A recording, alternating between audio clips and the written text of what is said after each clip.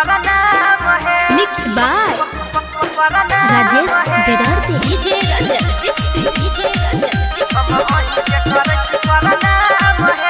सालो घर पर आहा अइली है मैया गमे गमे पूरा गम कैली है मैया।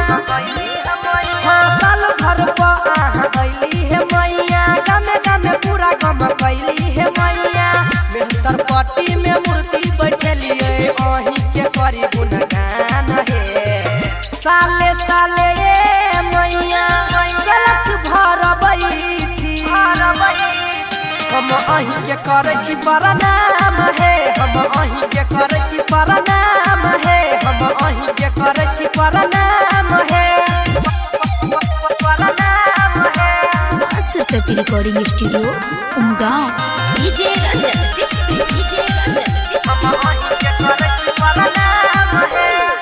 धन के यहाँ लक्ष्मी कहाई छी ज्ञान के सरस्वती है।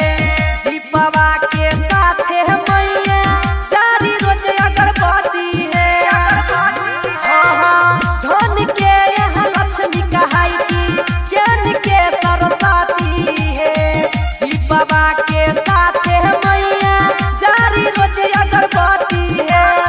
मेहतर पट्टी के नाम चमकलिए अही से होया मैया शाम है। साले साले मैया गलत भरबई छी हम अही के करे छी प्रणाम है। हम अही के करे छी प्रणाम है। हम अही के करे छी प्रणाम है।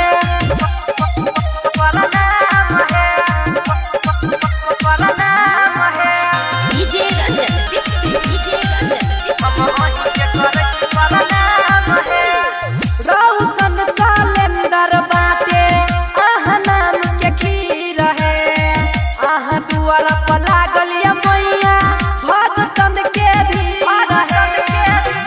हाँ हाँ राइटर विकास बाटे आहा नाम के खीर है।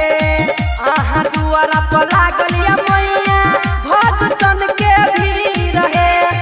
उनका लाली के गायक बनेलिए जपैया अही के नाम है। साले साले मैया गलत भरबई छी हम अही के करे छी प्रणाम है। हम अही के करे छी प्रणाम है। हम अही के करे छी प्रणाम।